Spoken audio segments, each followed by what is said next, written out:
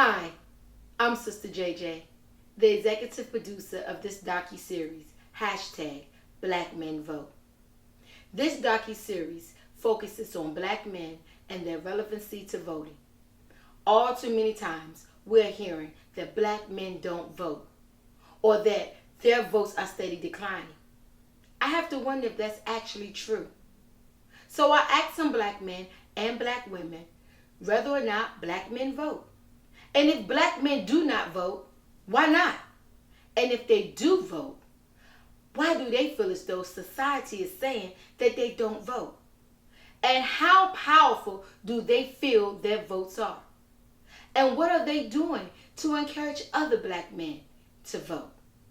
So no matter how you may feel about whether or not a black man vote, there's one thing that I'm asking you black men after looking at this docuseries, and that is vote.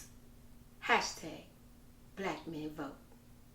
The black man was the first man, and the black man will be the last man. So take a stand, black man, take a stand. I give praise to the black man, cause the black man was the first man, and the black man will be the last man. So take a stand, black man, take a stand. I give praise, much praise to the black man, cause it's about time that the black man took a stand. So give it up for the black man, and like Malcolm X, we gonna stand for the black man. So give it up. No peace! No peace! No peace! No justice, no peace. And it's not that anybody's being violent. It's there can be no peace when there is no justice. You can't sleep. You can't live. You can't be productive. You can't grow. There is no peace when there is no justice. No peace! No peace! They have re-elected him. The niggas might vote that election, but he would be sure that we would not vote in the next election. Let me tell you how karma is. 3 days before he was to be put back in office, he dropped dead. Hello, somebody. So when you try to do wrong by God's people, God will take care of you. So we have the same thing happening now. We are actually about to go to the Supreme Court about this case. The Supreme Court, y'all, we will be standing proclaiming before the Supreme Court that the transcript has to be released because those families are entitled to justice. When we have this lynching reenactment every year in Monroe, Georgia for the last 15 years, the family members are there. Guess what? They begin to weep as if it happened yesterday. So just because it happened over 70 years ago, we still deserve justice. So my encouragement to you is they wanted to kill us for the vote. We're going to kill them with the vote. They tried to kill us because of the vote. We will kill them with the vote. You can never defeat the power in your heart. So, Ms. Cassandra, do you feel as though black men vote? I definitely know that black men do vote, but do they vote as much as they should? No, especially when it comes to our younger men who feel like the system is so fixed that their vote doesn't count, which we know is not true. Everyone's vote counts, and especially for this year that we're in 2020 and the primary that we have coming up, we must win in 2020. So all men, especially the black man, the young black man, needs to vote. So why do you think the analysts speak on black men votes are always decreasing? They never speak on the effect that it has on the administration outcome. Okay, well, people feel, like I said, that there is a system in place that even if we vote, it's going to come out the way that they want. But we know that that is not the way a democratic society works. Your vote does count, and we must know that the only way that we will bring about change is if we place our vote. And black men have always led in the fight for voting rights. I was reading a couple of days ago about a gentleman that was killed because he got so many black people registered to vote. We know that in Georgia, Maceo Snipes, a black man that had just returned from World War II and wanted to vote in the first Democratic primary in Georgia, went against everything that he was told as far as threats that if black people voted, what would happen. He did not care. He was determined to do it. He went and he registered to vote, and we know that he was killed because he registered to vote. So if people have died, even the fight that we've had with the civil rights movement from the 60s, we know that our right to vote was fought for, bled, and some died just so that we would have that right. How dare any of us, men, women, anyone able to vote, how dare we not take that opportunity? Do you believe that black men vote?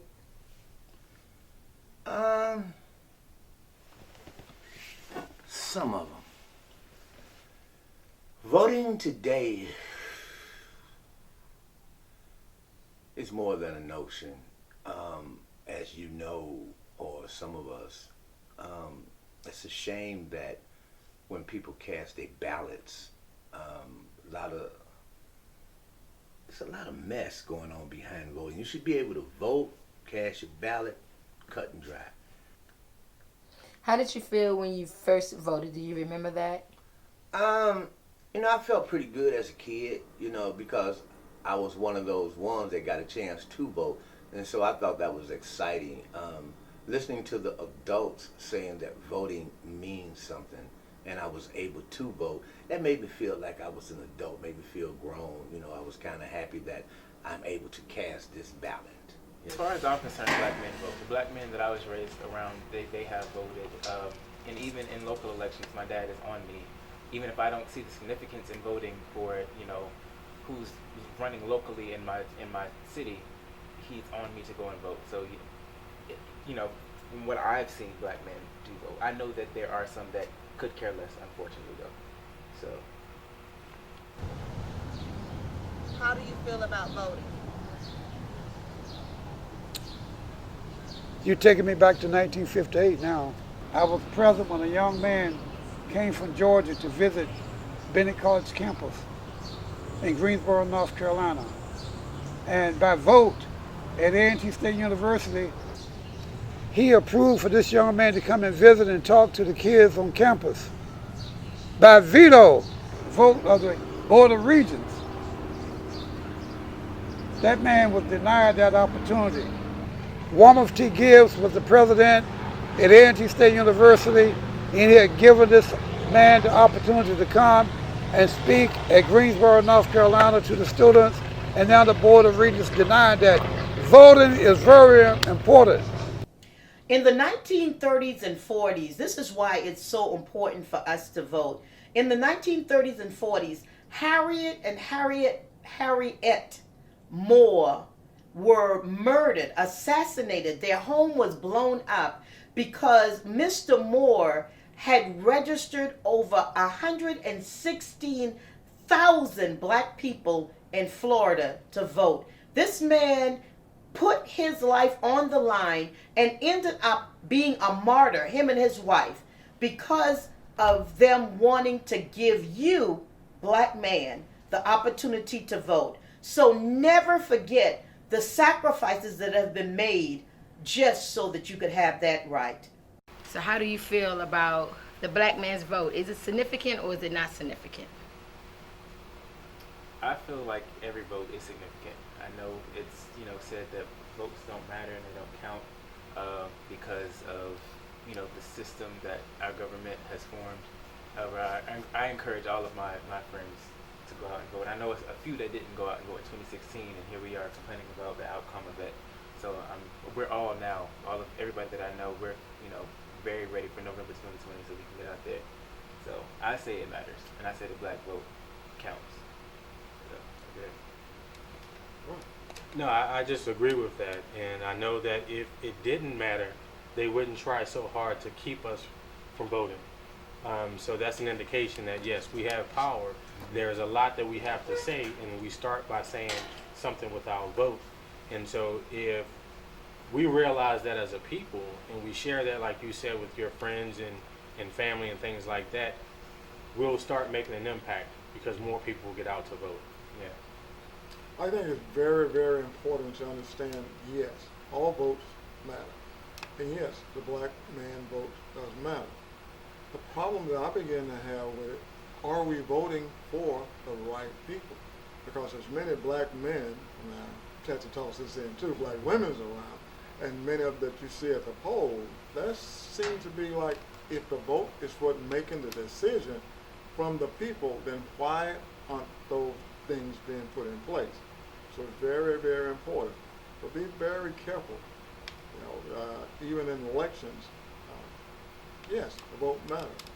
But do I vote for the person because he or she is black?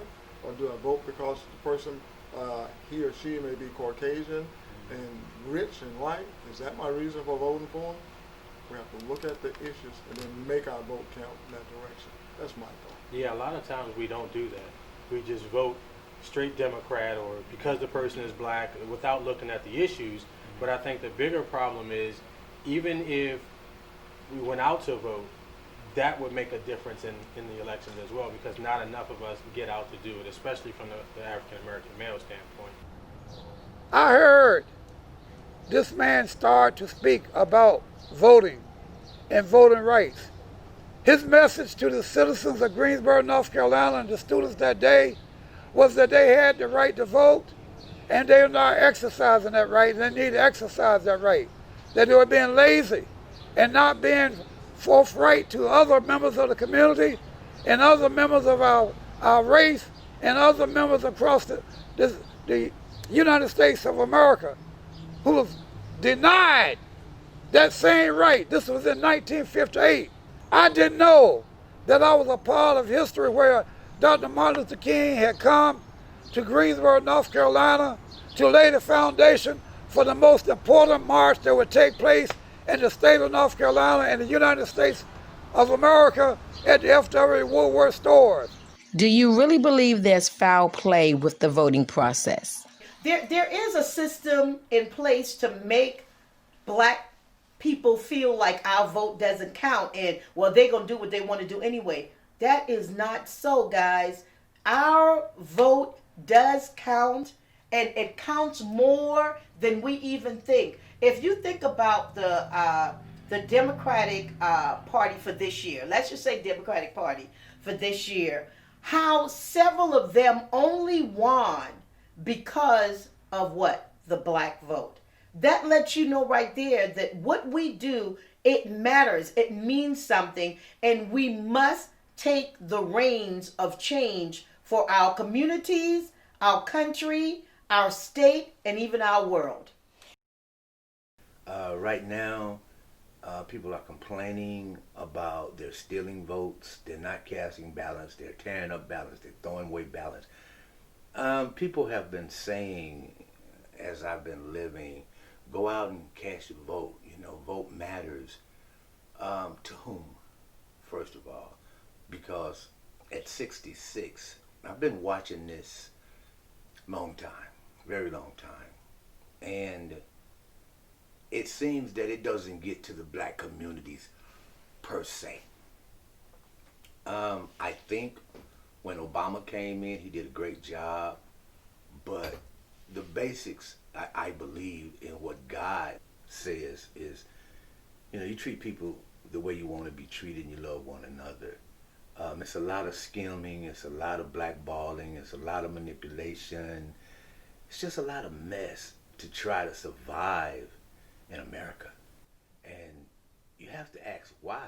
There is an organization in Georgia that I have been working with called The Color of Change. And what they are doing now, their campaign right now, is to let people know in Georgia who have been kicked or are about to be kicked off of the voter registration registry that they are being kicked off. Many people had no idea. On this particular Sunday, I got together with a group of men and women, black men and women, some whites as well, and we literally called people who had been taken off of the registration poll registration roster to let them know that they had been kicked off of the registration.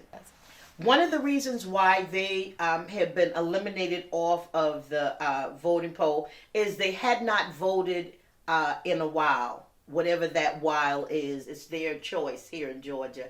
But they had not voted for a while. Some of them, there were name changes.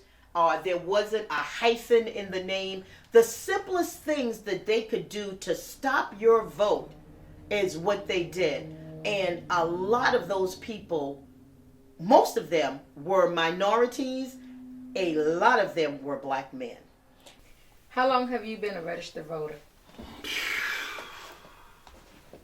Long time. So how often do you vote? I try to vote every year. I'm supposed to be on the home voting where they mail you your ballot and whatnot. You sign it and send it back. Well, since I've been in Georgia, I have submitted that area, but I have not got that ballot yet. So let's say for 6 years, I voted the first year I was here, but for the next 6 years, I have not. Why do you think that there's an issue with you getting your mail-in information so that you can do the mail-in vote? It's just probably a little minor mistake or what have you. You know, mistakes are always making. I don't think it's on purpose because with the United States, you know, government, I think they want everybody to vote or at least have an opportunity to vote. But I've moved from Smyrna to Riverdale, from Riverdale to Morrow. So it could be within that because, you know, they was saying when I got here that if you stay here and you move and you have to vote, you have to go back where you used to stay, where your address was or the last address they had on you. You got to go back there and vote, and then trying to find the places to go vote. You know, sometimes it just, you know, wear you out. So do you think the process in voting, the system, is complicated? Do you think that plays a part in why people are discouraged in voting because of the process? It's a possibility. Okay, what about for yourself? I mean, I don't have a problem voting. All I got to do is get the, you know, documentation, and I get to getting. It is the voter's responsibility to ensure that they are eligible to vote by mail. Request your mail-in ballot with a mail ballot application. If you registered to vote by mailing in your local registration application and it is your first time voting in your locality, check with your local election official to confirm your eligibility to vote absentee by mail. Fill out the application completely. Submit the request to your local election office. You should request your ballot as far in advance of the election as possible. Follow your state deadline. When your ballot arrives, read it carefully and follow the instructions to complete it and return it. Back when Obama ran the first time, I was actually only in 8th grade.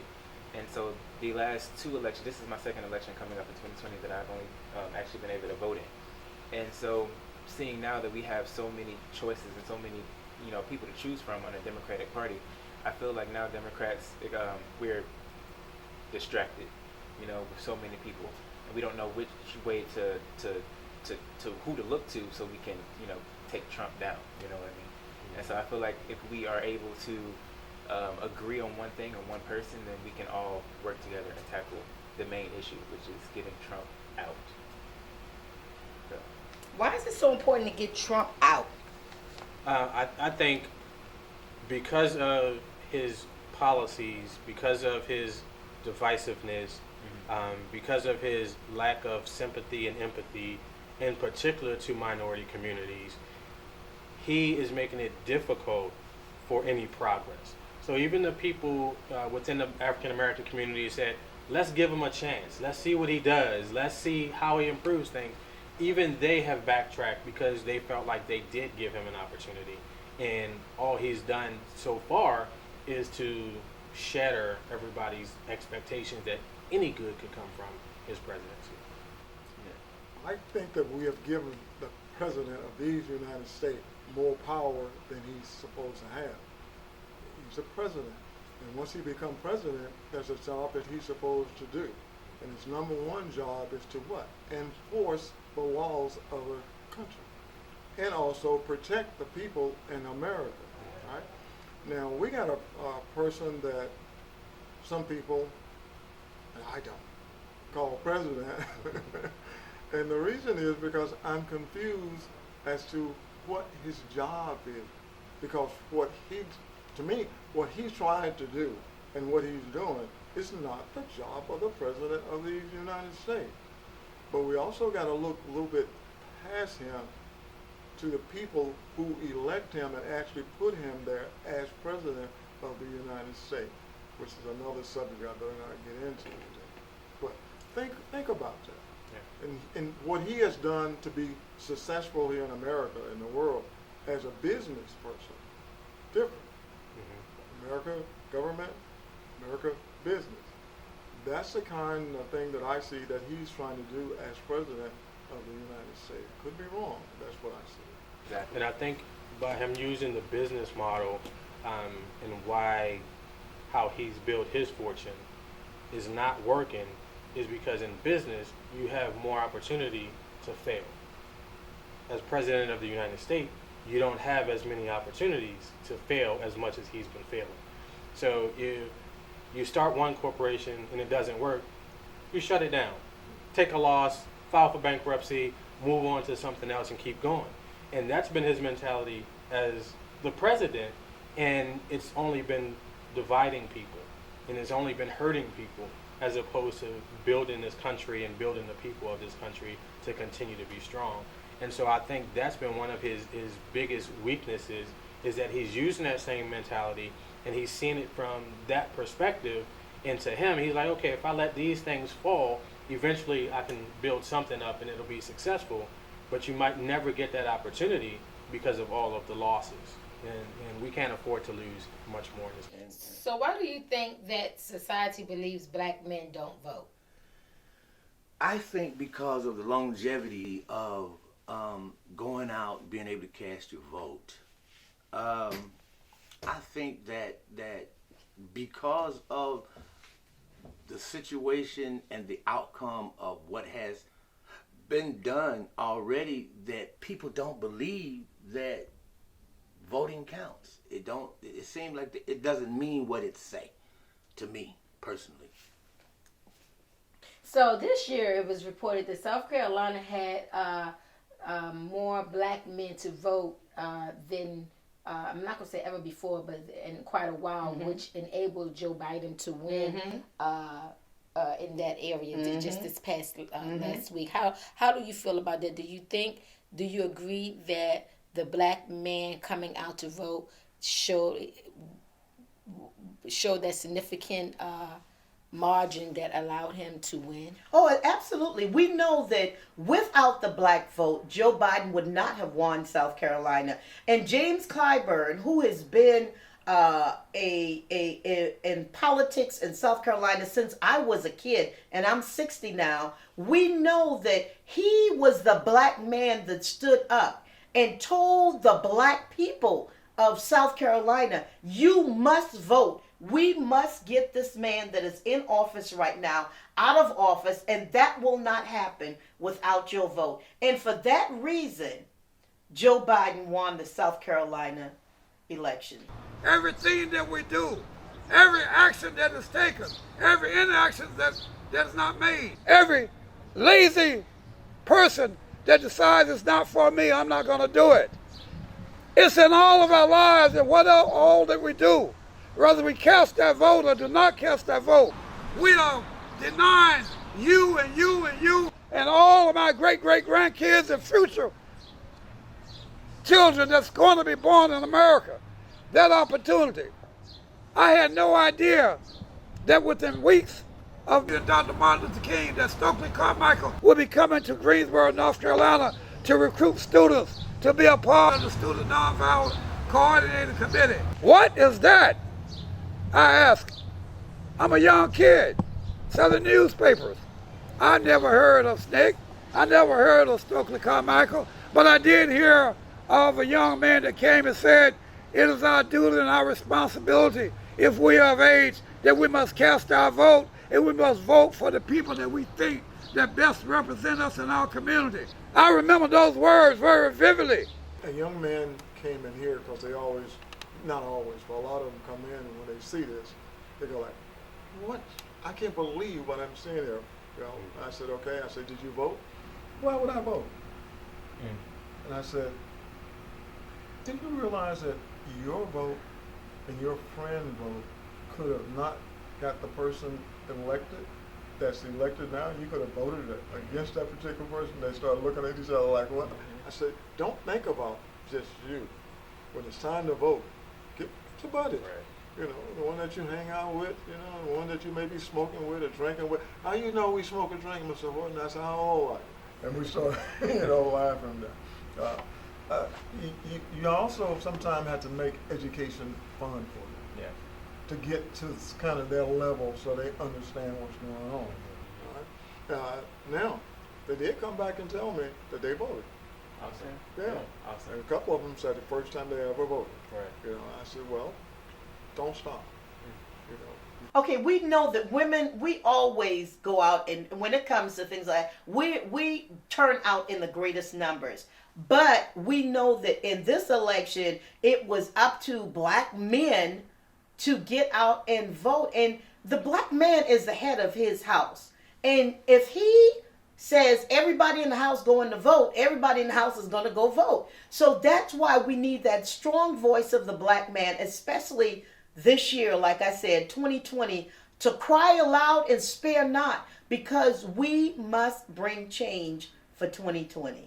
I tell people all the time, if the black man is on board, we have the whole family. If we have the female, we have progress, we have some things moving, and they do a phenomenal job, but it's the female and the children. But when you have the male as the head, you have the female and the children. And so there's been this gap for so long that it affects even when it comes to voting, because we're so separated and segregated within the black home and the black community as well. Yeah. So when you say that the black man is a strong voice in his family, do you think that that's one of the reasons why, or possibly why, in the media you hear so little of the black man's significance in the different administration outcome? Absolutely. I believe that we have minimalized, and when I say we, the system has minimalized black men and their importance in their families, their importance in this country, and especially their importance when it comes to voting. So why do you think they use those tactics to strip men of color or people of color from their rights to vote? I think America is systematically still against people of color, specifically black people.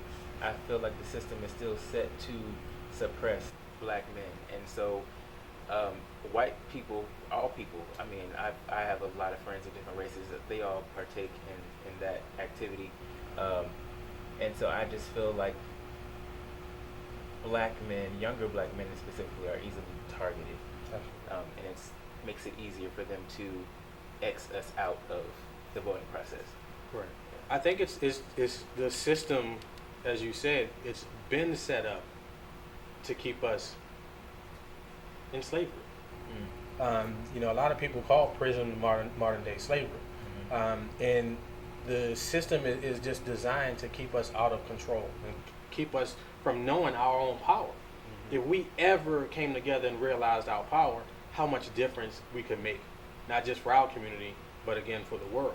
And so when you have things like the voting laws, you have the sentencing laws, you have all those things that are targeting, in my opinion, African Americans, minorities, to keep them out of those types of positions of power. And so if you do that, then you have less fight on your hands if you're the other group. And so if I want the family suppressed, if I want control in the House and the Senate and all of those types of things, then I have to create systems that would allow me to put who I want in those positions. Even though 1870, 1869, is when black males were given the right to vote, we still weren't allowed to vote. So you had a right, but they still did everything possible to keep us from voting. And so if it took from then to 1960 or 1970 to create this Voting Rights Act, which again tried to take away some of the limitations and restrictions from us to be able to vote, if it took that long for that to happen, and we're still fighting, now we have all these other restrictions, including disenfranchisement and all those types of things. We're always fighting an uphill battle. Get out and vote and be a part of change that needs to take place in America. The right change. I was a part of the right change in the 1960s. I continue to be a part of that change in the 1970s. I was there when Angela Davis was leaving out of Soledad prison, where men, George and others, had been incarcerated. Her right was denied her as they made claims that she had guns and weapons that came into that system. If we had the right to vote, we would have different representation in that prison. And she never would have had to go through the searches of her body parts like she did just to make a visit. There is no way anyone took a gun or anything else in there. But the right to vote denies you the opportunity to have police officers who care about you and care about what you do. Just think about it. The high incarceration rate among black men, especially for felonies, is so high. And then what you do to make it even worse is that you tell them that they can't vote. For years, they said that if you had a felony, you can't vote. Now has begun a turnaround where they are being allowed to vote in elections. And if I've served my time as a black man, why would you tell me that I do not have that right to vote?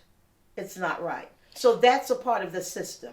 Now, we do know that black men are not the only ones that are incarcerated. Why do you think that this is always reported, the black man's incarceration rate and the black man's decrease in the voting versus any other races' percentage in incarceration? Well, we don't want to even put it just about the incarceration numbers, but we have a high rate of incarceration. We need to deal with that.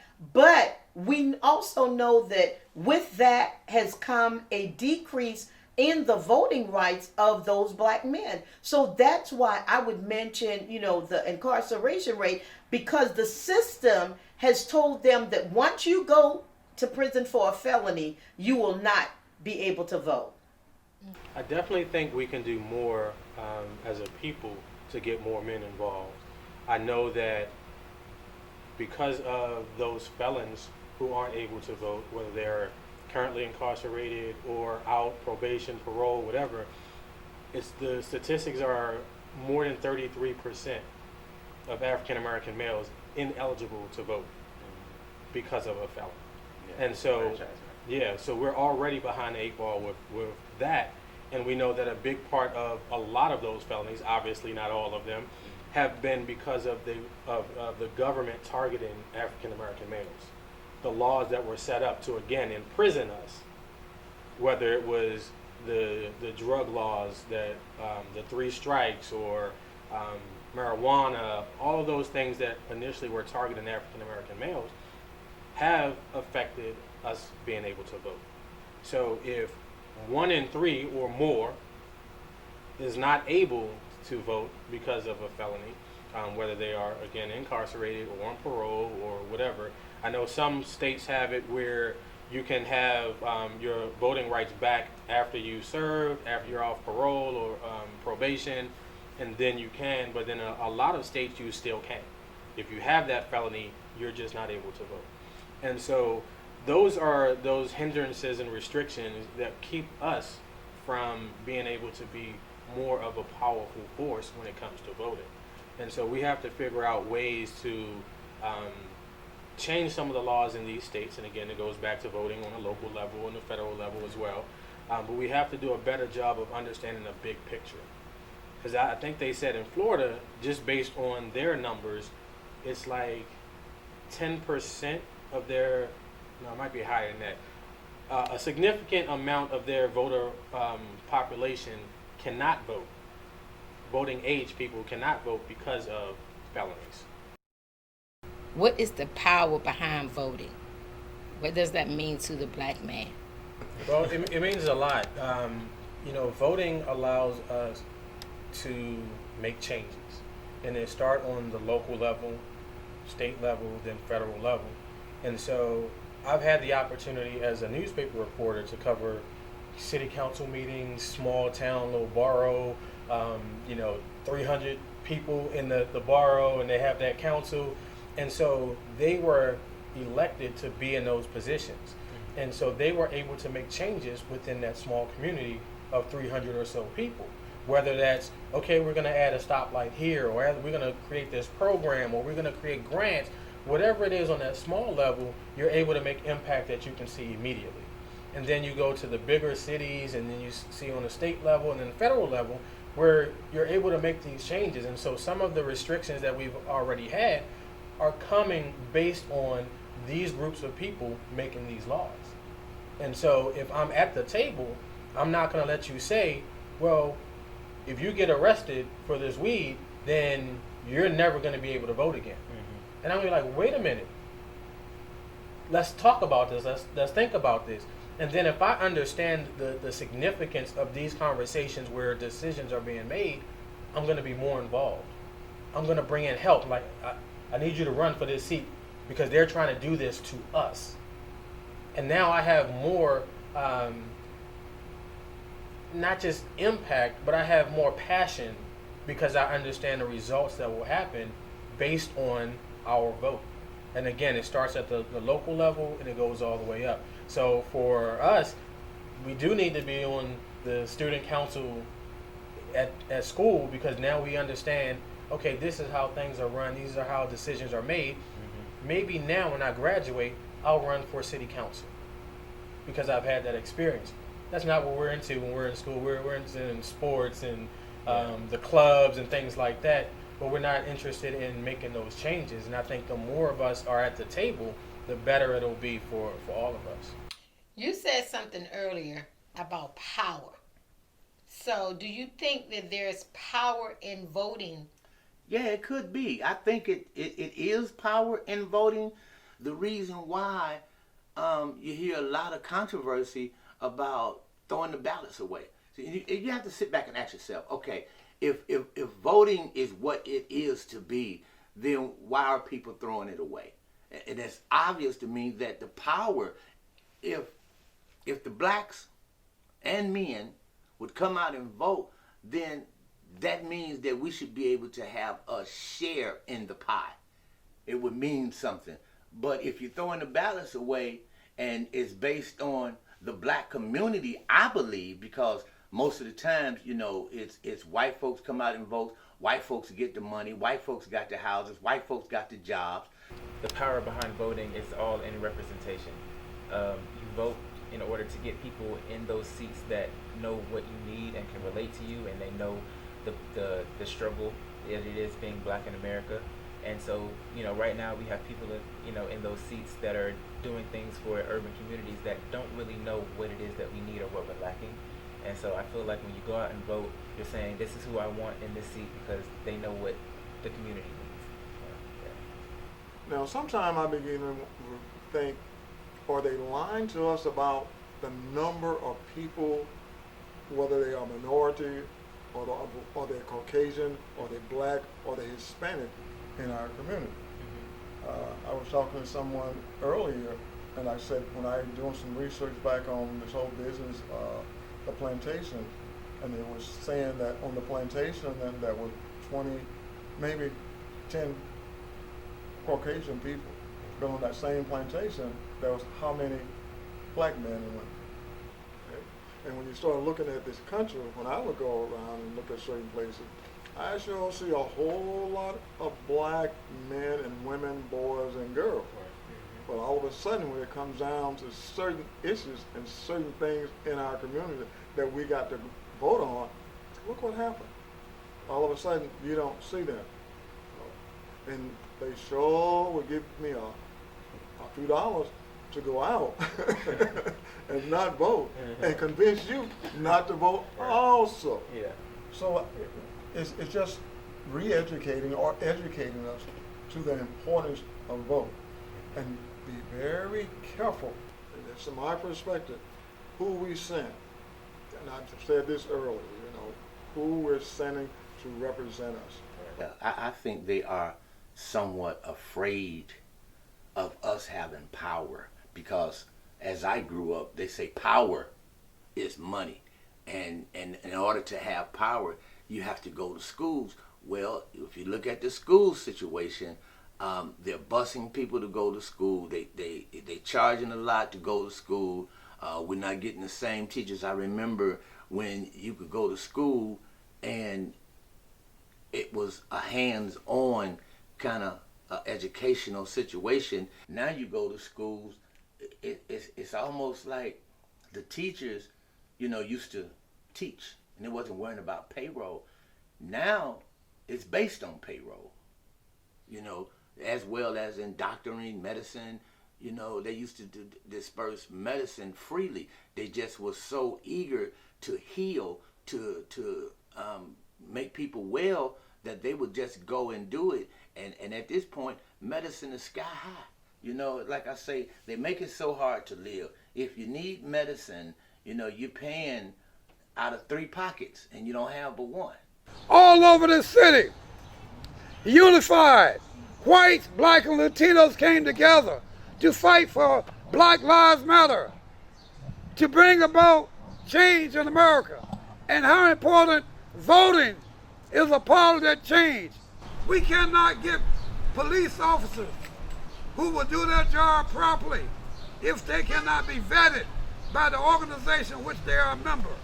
It takes vote to change that. It takes you to change that. It takes me to change that. What are some examples of voting not meaning what it say? Well, when they say vote for me, I'll make sure there's work, there's jobs. We're going to clean up the community. We're going to put finances out here so that you can afford to pay rent, or you can afford to eat. And if that's the case, why is there so many black homeless people? When you go around to these homeless areas, these people sleeping on the street, you see the variety and the majority of African Americans.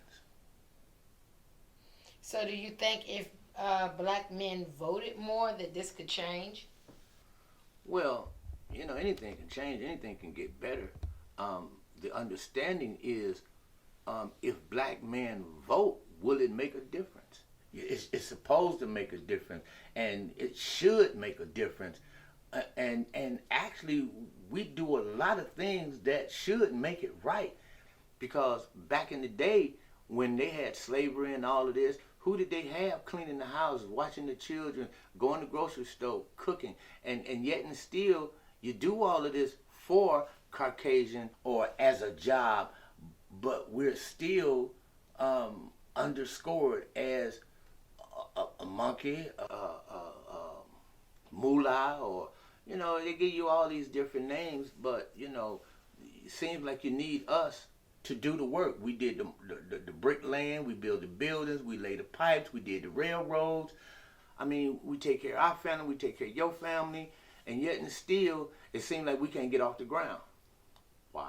Why do you think that they're reporting in the statistics on the white community, working class white women and black men, their votes, the gay community, their statistics in voting, and in the black community, they report the working class black woman. But what you primarily hear is the decline of the black man's vote. You never hear their contribution to an administration, but you hear the declining of the black man's vote. What do you think is the reason for that? The narrative in the media is highly controlled, and so there is many more statistics about the involvement that black men have in the voting process However, they are not going to report that because they want it to seem as though we are as uninvolved and nonchalant about this process as possible, which is not true. And even, about things going on globally, they cover what they want. There are, internment camps going on in Asia that's not covered nationally on CNN or, whatever news outlet you choose. So it's very, very controlled, and they let out what they want, what they want you to know. There's an object that I usually get in trouble, and I'm going to do this. Some people call it TV. Some people call it television. I call it telling you your vision. With some of the most powerful subliminal messages that you ever want to see. And I noticed something over the years. When it comes down to major election, president, state, and not a whole lot of local, you see some of the worst subliminal messages being sent across the air than any other time. Like, around, like, why are they doing this? A lot of the times, because this system is set up to keep us separated, keep our families separated, to keep us out of the activities. So by the time we receive these images and messages from the media, which a lot of them, they have their agenda. If you think about the Ebola, you think about any recall, whatever they want that message to be, that's what we hear. So around election time, it's, okay, blacks aren't voting, blacks aren't going to come out, it's going to be low turnout, here are the numbers. And once we start hearing those things, oh, it doesn't matter, my vote doesn't count anyway, it's only this percent, how is that going to compare to this? But so we get those images and those messages, and then that's how we react to them. And then again, you start thinking about the amount of us that aren't registered or are in some other way ineligible to vote, then those numbers are even lower. Right. And so we get discouraged. As a people, we get discouraged. We're like, nothing's going to happen. We won't make an impact. My vote isn't going to count.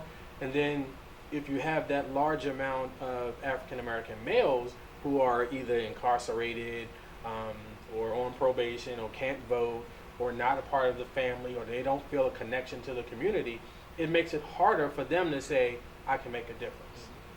And so, in fact, those of us that are on the front lines, that are registering people or having community meetings or getting out information, we are the minority within the minority. And so we have a lot of work to do. But for those of us who know that we can't stop, because there has to be change in order for us to maintain. And so we just have to do more to provide our own images, to provide our own discussions, our own panels, and information around voting, especially for African American men. Then there's this thing called statistics that you touched on once again. I was fortunate enough that I knew someone who did the census ticket years ago. So probably about 20 years ago. Okay. And I worked as a social worker in a housing project in Alabama.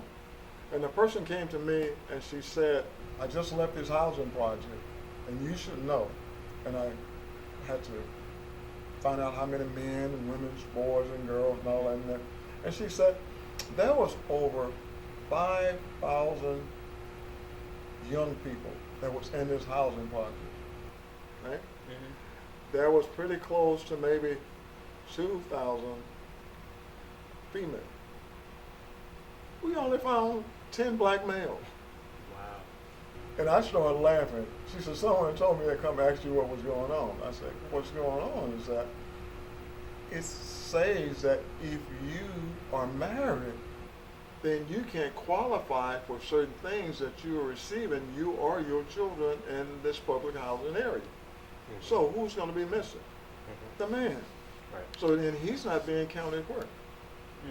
In the statistic there, as how many men are vote. So if you were married, you were not counted? No. Because of public assistance. No. Public assistance. Oh, like you receiving welfare. that's exactly right. Okay. All right. Okay. And now I think they do it. What's the new one they have now? No longer pretty much public assistance for housing. It's Section 8. Section 8. Mm-hmm. Yes, Section 8, the same kind of thing. Mm-hmm. You know, and it's just amazing how that the subliminal messages can be sent out to the community about who should be doing what and where they should be doing these kinds of things. But when I found that out, I had a whole different thing about this whole business for statistics. Mm-hmm. Now, there's a city that's in Alabama where a black person ran for mayor of that city. We went in and we did our research to find out about how many black men were eligible to vote and all this kind of stuff. Now, but we went in early. I'm going to get myself in trouble. Don't want to tell it. All right? And we decided, after we found out how many black men was actually in that community that was not voters, and all they needed to do was to be registered to vote. Mm-hmm. And many of them were sitting on the corner drinking their little wine and having a good time, you know. So we went in and said, look, you can help yourself. If you vote, and you vote for this particular candidate, you know, we can almost assure you that you don't get a job, so you won't be hanging out on the street. When it came down for the election, boy, there were so many black men standing in line, you know, to come up and the whole community, the whole city changed after that. Because for the first time, they saw where they had collectively came together and had power to do what? Elect a person for this position. That is not happening in our communities today. No. We're allowed telling you your vision to tell you who you ought to be voted for. And I think it's our responsibility to go back in this community. It is. How often do you all have a conversation with your children, nephews, nieces, family members about voting? I don't have any nephews, kids, but my friends, I do conversate with my friends a lot. And like I said, back in 2016, I had a lot of friends who were just saying, you know, there was Trump and then there was Hillary Clinton, and they just did not know who to decide and who to choose. I mean, obviously, you know, just choose someone, you know, to exercise your right. But, you know, from then to now, you know, and in between with the Stacey Abrams versus Kemp, a lot of my friends made a turnaround and they went out and they voted. They were at the rallies when, you know, Obama was here at Morehouse to rally for her. A lot of young people showed up, and I was really proud and happy to see that. And so I feel like in 2020, enough conversations will be had where young people, you know, from ages 18 to 35 will show up to the polls. So we have to, I think, begin at a very, very early age, teaching our young men and our young women, and particularly our young men, what the voting is all about. That is important. I say you don't wait till the young man is 16 and start telling him that he needs to learn how to work and prepare himself for a job. You start when he's inside. I'm sorry, not necessarily, but when he's in the womb, you start exposing him to certain things. And I think that's one of the issues that we're beginning to have in our community lately too. It's not enough of us who look like them and who look like us. It's teaching our young men and our young women who we are, where we came from, and what we ought to be, and why this whole business for voting is so powerful here in America. Do you come from a household of voters? No. In my family, that was not an important piece. And not from my mother, my grandmother, no. They felt like it would make no difference. But as a teenager, I began, because of a black man with NAACP, I began to register people to vote in my community. What were some of the things that he said to inspire you to not only become a voter, but to inspire others to vote? I was too young to vote when he first asked me about registering people to vote, because in the rural areas, a lot of black people did not vote in the primaries. And we needed to have some changes in my hometown that I lived in, Charleston, South Carolina. We needed to have some changes. So this man came to me because he saw that I had an interest in civil rights and said, let me take you out. you can help register people to vote. And that's exactly what I did. I walked the roads in rural areas and registered people to vote. Well, I try to talk about things, voting in particular, when something arises. And a lot of times it's reactionary, and that's a fault of most of us because we don't do things or say things until it hits home. And but what I've tried to do, as I said, being a part of the media for so long, I worked on different sides of the media. So I worked with a newspaper, for example, that was a Republican based. All of their issues were directed that way. So I would come back from a meeting, and this is my story.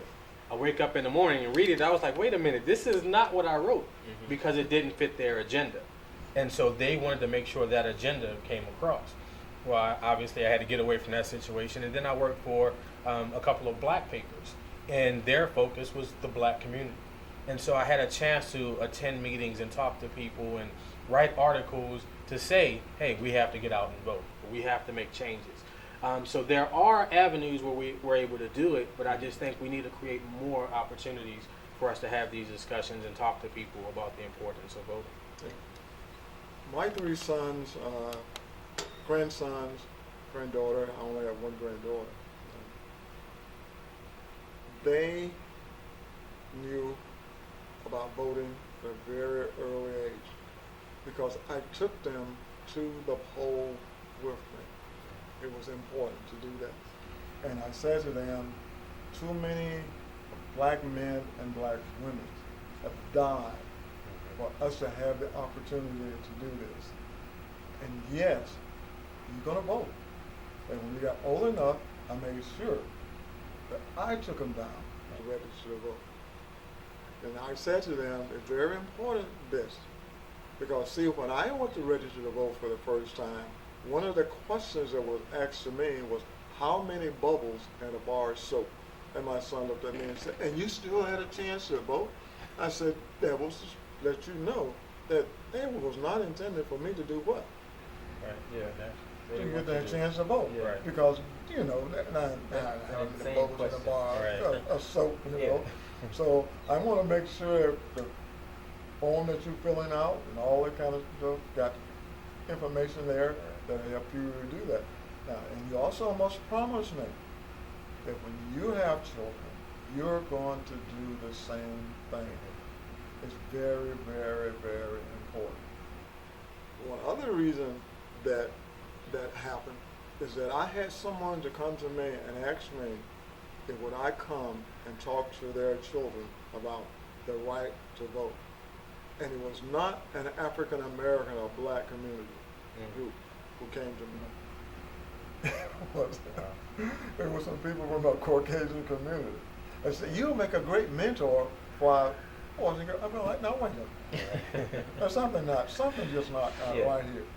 But we had a long discussion about it. And they said it's basically because of the kinds of things that you always talk about, how important it is that someone like you or the older people pass that on to the younger ones, And don't give up on them. Right. All right? And once again, I go back to the biggest problem I see with this, and still today, is that thing that you call telling you your vision. That's what we're competing against now. I tell people it's a wonderful thing to vote. I think you should vote. Get up, go out and vote. It's supposed to mean something, so allow it to mean something to you. You should go vote. But to press the issue, because people going to do what they want to do regardless of what you say and how meaningful you make it seem or sound. Yeah, there is a big disconnect from the elder generation to the younger generation. And so we're constantly trying to figure out how to bridge that gap on everyday things. So when you bring issues such as voting, it's even more challenging if those people that we're trying to grab and pull in, if they have no concept of why it's important to vote, why you need to exercise your vote, when all they're thinking about video games, partying, sports, or whatever else is going on. So we still have to figure out ways to connect to the older generation, or connect the older generation with the younger generation, to be able to give this information and bring everybody up together. So we have work to do.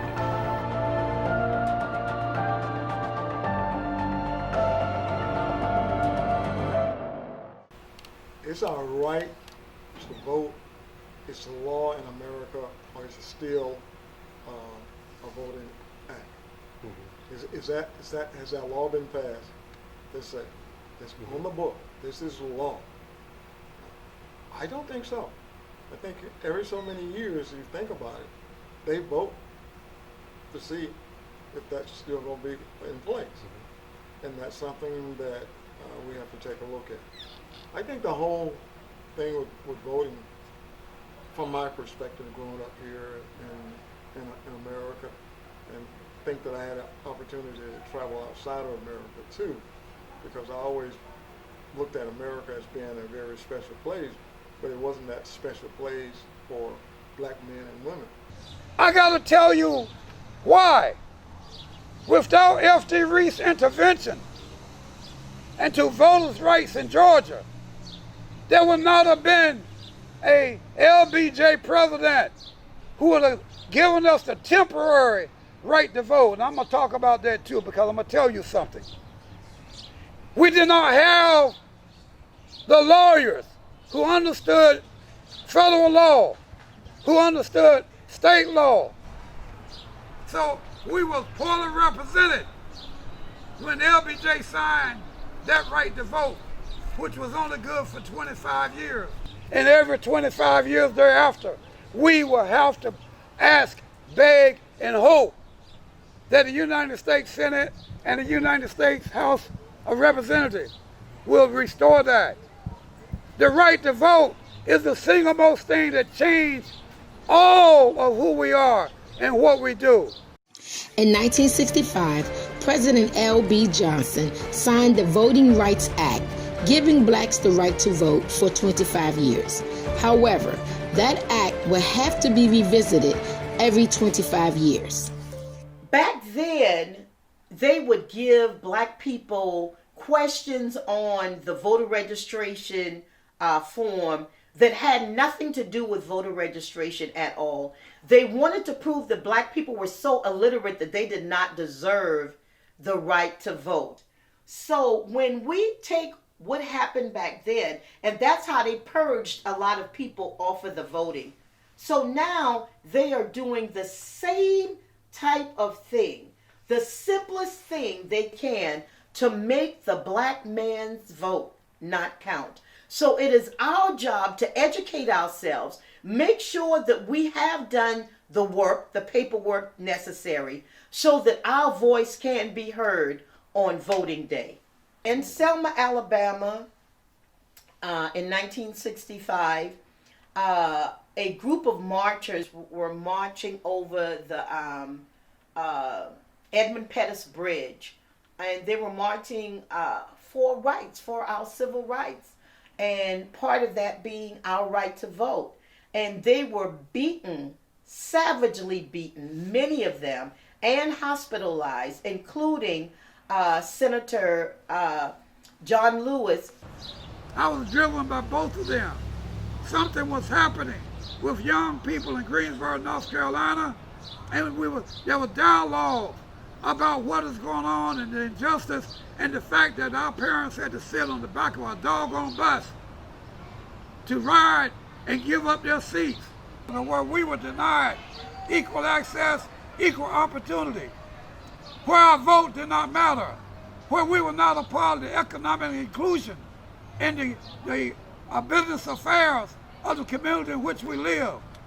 My mother and father paid great dues and great prices. My father was in the military. He was a soldier. With 6 children, he was a soldier who went and fought. It's because of that right that we got so much racism taking place in America that can be gone. We would not have to be faced with this.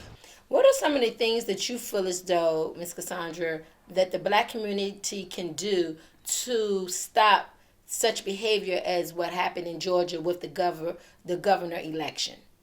Well, I'll tell you, once again, it comes down to your vote. If you don't register to vote, if you don't make sure that if you change the address, that your address change has been done. I just had to do that myself recently. I realized that I'd moved and I hadn't changed my address. So I got the paperwork from a lady that I ran into that was registering people. She said, do you need to make any changes? I was like, no. And then I thought about it. I said, hey, my address changed. Let me do that. We are the masters of our destiny. And if we do not get that in our head and vote, we will see the system continue to manipulate and control our destiny.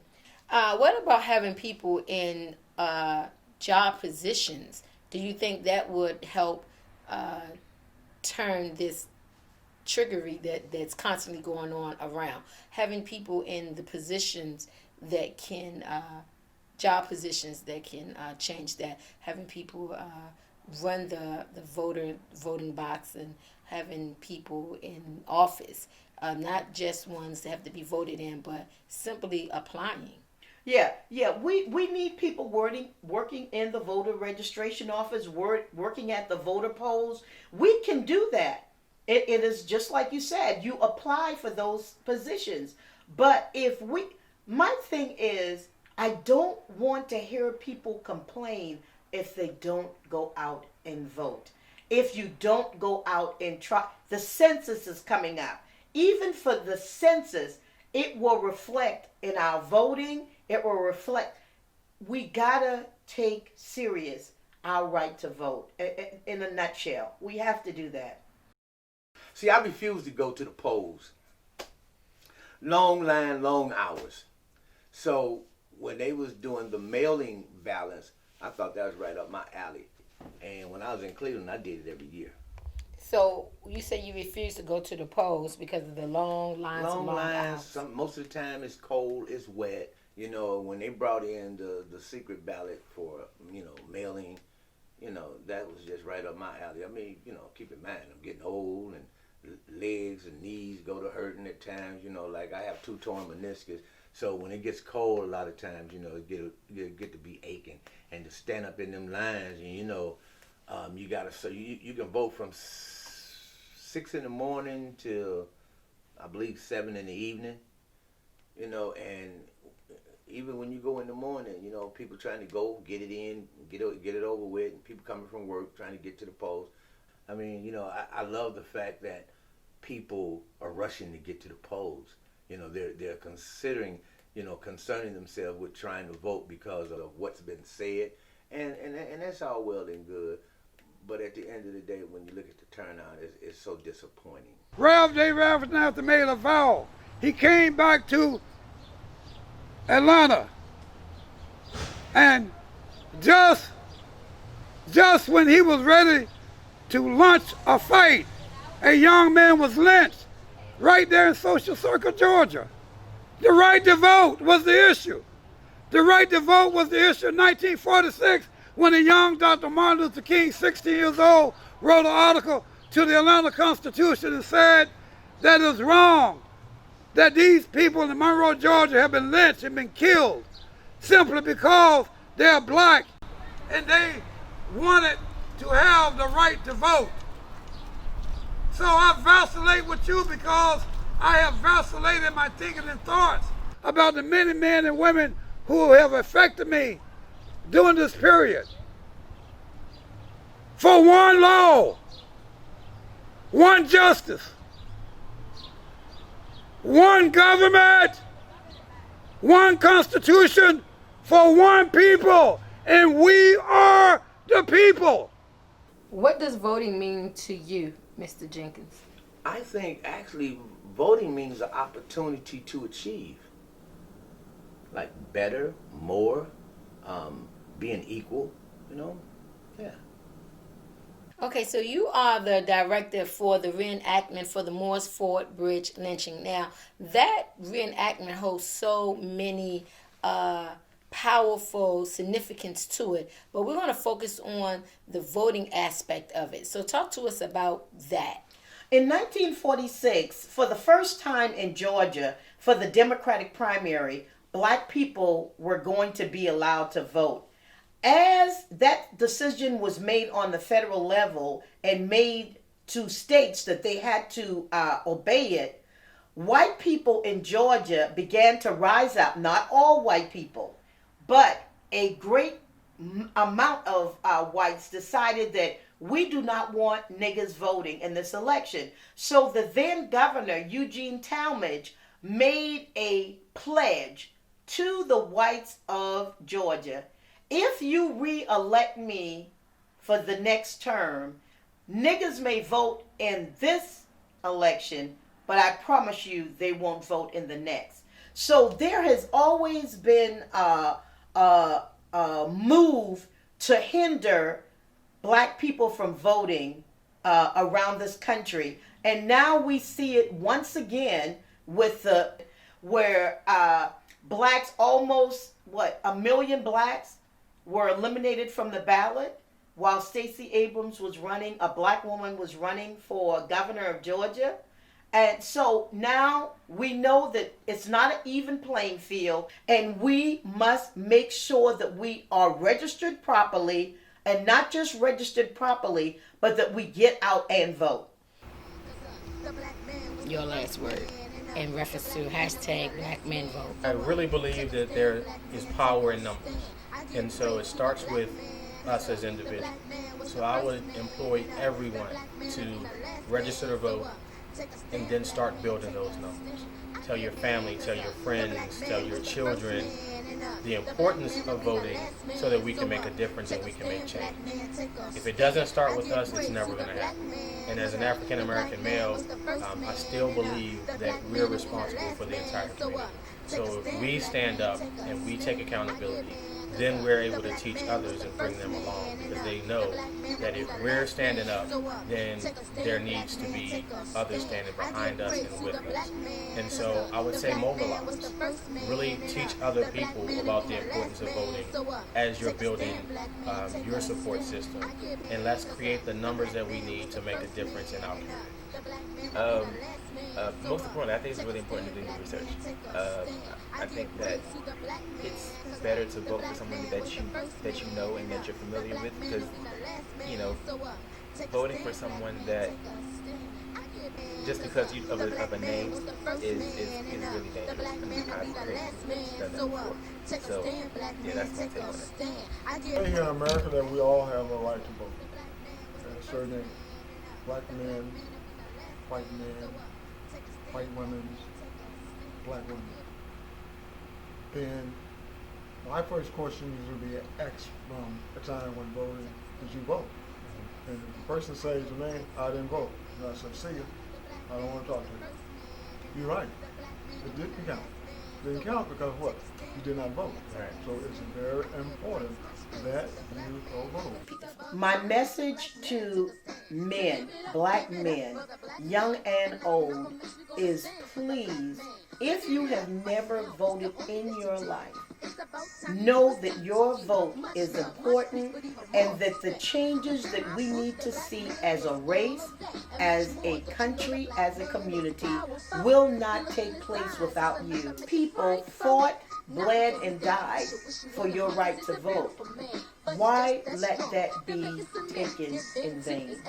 Do you plan on voting in this coming election for the Well, that's up to presidential? grab too. If they send me the ballot, I'll vote. If they don't, let's try again. So, if you had anything to say to the audience, what would you tell them? Get up and vote! Hello, my name is James Horton. I'm here at Sights and Sounds Black Culture Museum, where I founded many years ago. Where I say that black history is not just a month. Hashtag Black Men Vote. I'm Carl Andrew. Hashtag Black Men Vote. My name is C. Nathaniel Brown. Hashtag Black Men Vote. Black man, hell to the man, we give praise to black man, black man, black